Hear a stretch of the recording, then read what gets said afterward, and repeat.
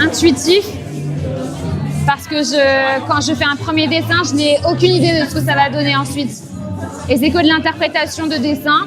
Et c'est aussi lié aux rencontres qu'on fait avec aujourd'hui les professeurs, avec les amis, avec les designers que je rencontre, avec les techniciens avec qui je parle aussi. Où on essaye de raconter justement des histoires, on essaye d'induire des usages et des nouveaux modes de vie. On s'adapte aussi au mode de vie. C'est une histoire de communication en fait et surtout un outil. Ouais. C'est montrer le prisme à travers lequel on voit les choses et les usages en fait. L'importance d'en revisiter, c'est raconter une histoire en fait. Parce que c'est des traditions, parce que c'est des savoir-faire, parce que c'est des choses qui ont déjà été faites et qu'on doit rendre contemporaines. J'ai eu très vite l'envie de passer sur le textile et sur le nouage du tapis persan. Parce que je travaille essentiellement sur la surface en général pour mes projets.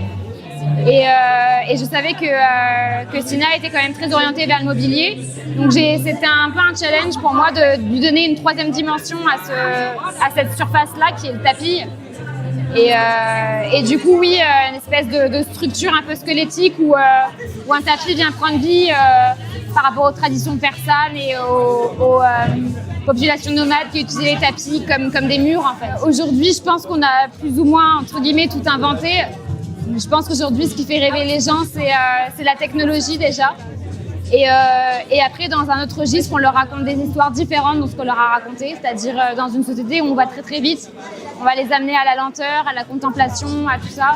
Je pense que c'est ça que les gens ont envie aujourd'hui, revenir un peu aux sources, à l'artisanat, à ce rythme un peu plus lent, et en même temps, paradoxalement, à la technologie aussi. Donc, c'est deux envies différentes, mais je pense qu'elles ne sont pas totalement contradictoires. C'est un petit peu un concours un peu légendaire, entre guillemets, dans le milieu du design. C'est un peu le concours le plus reconnu, donc on a tous un petit peu envie de le faire. On projette tous de le faire un jour, et là, c'était mon année, et du coup, on s'est dit, allez, on y va.